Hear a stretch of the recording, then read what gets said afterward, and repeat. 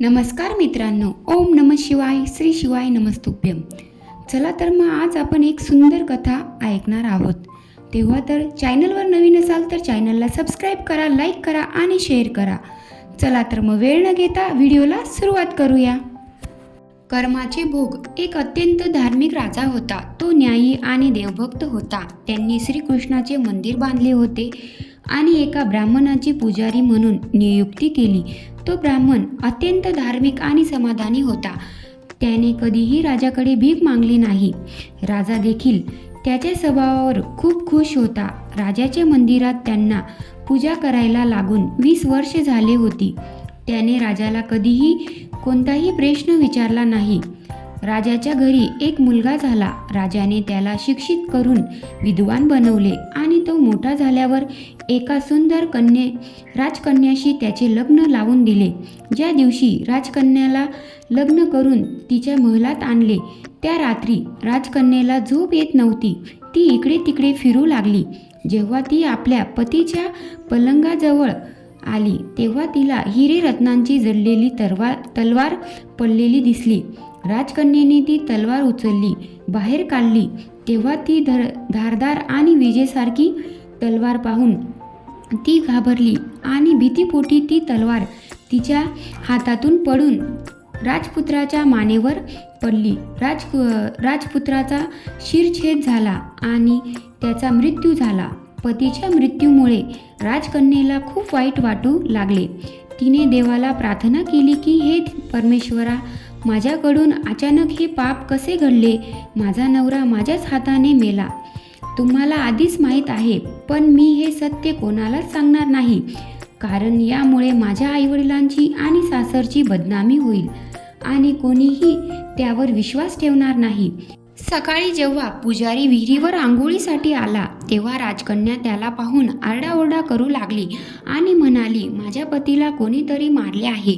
लोक जमले आणि राजा पण आला आणि विचारले, कोणी मारले? ती म्हणू लागली, मला माहीत नाही कोण होता, पण त्याला श्रीकृष्णाच्या मंदिरात जाताना पाहिलं होतं.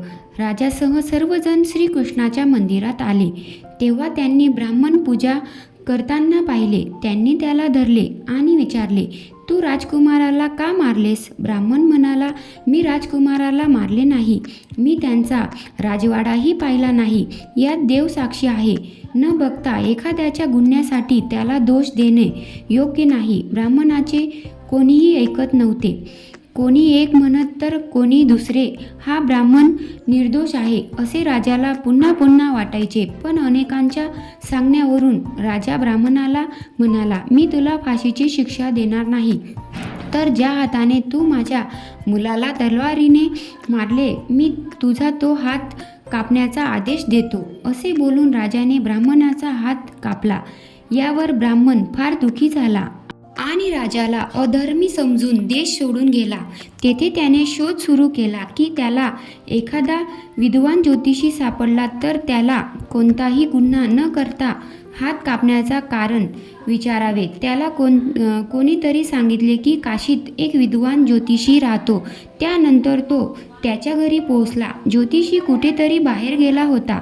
त्याने त्याच्या पत्नीला विचारले, आई, तुमचे पती ज्योतिष महाराज कुठे गेले?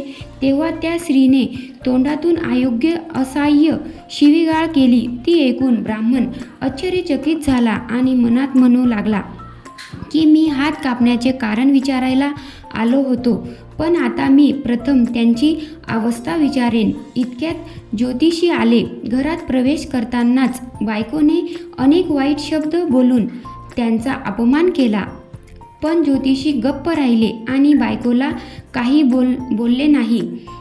त्यानंतर ते गादीवर बसले. ब्राह्मणाला पाहून ज्योतिषी त्याला म्हणाले, ब्राह्मण देवा, तुझं इथं येण्याचे कारण काय आहेस?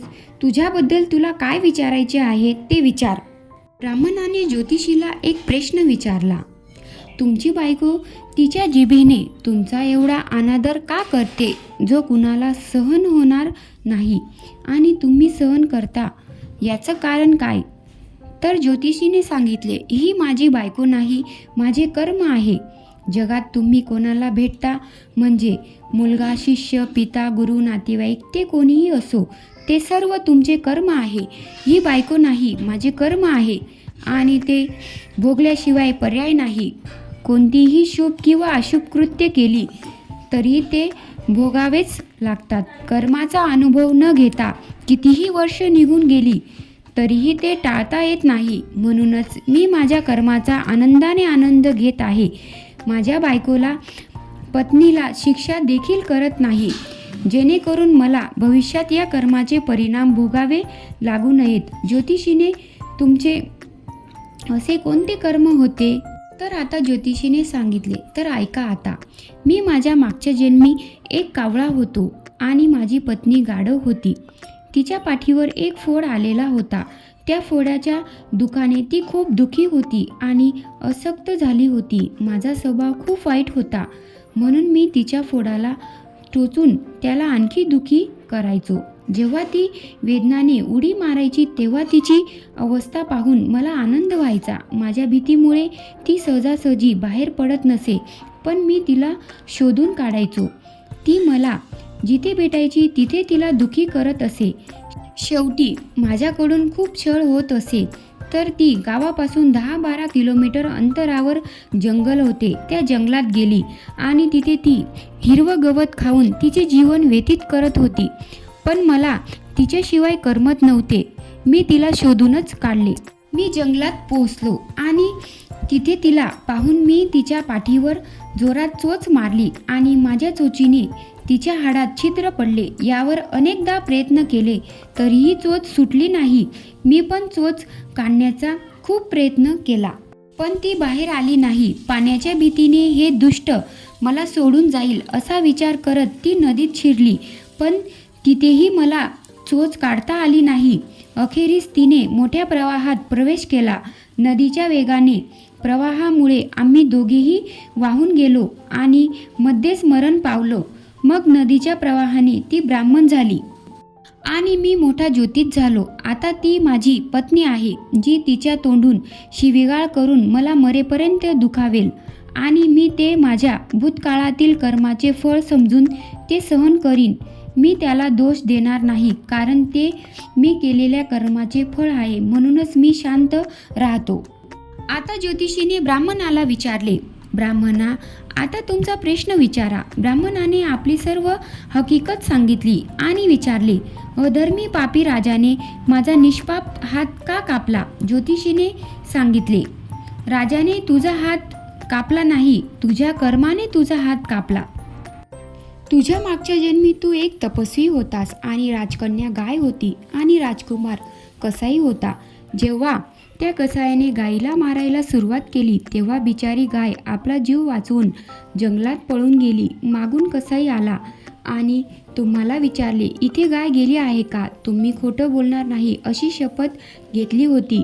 म्हणून जेव्हा तुम्ही हाताने गाय गेली होती त्या दिशेने दाखवले तेव्हा त्या कसाईने जाऊन गाय मारली. तो नदीच्या काठावर तिचे कातडे काढत होता. इतक्यात त्या जंगलातून एक सिंह आला आणि गाय आणि कसाई या दोघांना खाऊन त्याची हाडे नदीत वाहून गेली. नदीच्या प्रवाहातून कसाई राजकुमार म्हणून आणि गाय राजकन्या म्हणून जन्माला आली आणि मागील जन्मी केलेल्या कर्माने दोघांना एका रात्रीसाठी एकत्र आणले. कारण कसायाने गायीला विळ्याने मारले होते, त्यामुळेच राजकुमाराचे डोके कापले गेले आणि अनाहुताने राजकन्याच्या हातून तलवार पडल्याने त्याचा मृत्यू झाला. अशा प्रकारे कर्माने निकाल दिल्यानंतर संन्यास घेतला. हाताच्या इशाऱ्याने तुमचे जे कृत्य केले होते त्या पापामुळे तुमचा हात कापला गेला आहे. ही तुमची चूक आहे आणि इतर कोणाचीही नाही. तुमचे मन तयार करा आणि आनंदाने जगा. कर्माच्या फळाचा भोग सुटत नाही. ज्ञानाच्या जोडीने जीवन किती सोपे आहे हे कर्माचे तत्व जर आपण स्वीकारले आणि जाणले तर भूतकाळात केलेल्या वाईट कर्माचे फळ भोगूनही आपण दुःखी होणार नाही, तर आपल्या मनाची राखण्यात यशस्वी होऊन भगवान श्रीकृष्ण समत्वाच्या या प्रथेला समत्व योग म्हणून संबोधित करतात, ज्यामुळे मनुष्य दृढ स्थान प्राप्त केल्यानंतर कर्माच्या बंधनातून मुक्त होतो. म्हणूनच म्हणतात मित्रांनो, कर्माची फळ ही भोगावीच लागतात, मग ती चांगली असो की वाईट. धन्यवाद मित्रांनो, कथा पूर्णपणे ऐकल्याबद्दल. चॅनलवर नवीन असाल तर चॅनलला सबस्क्राईब करा, लाईक करा आणि शेअर करा. चला तर मग भेटूया पुढच्या व्हिडिओमध्ये.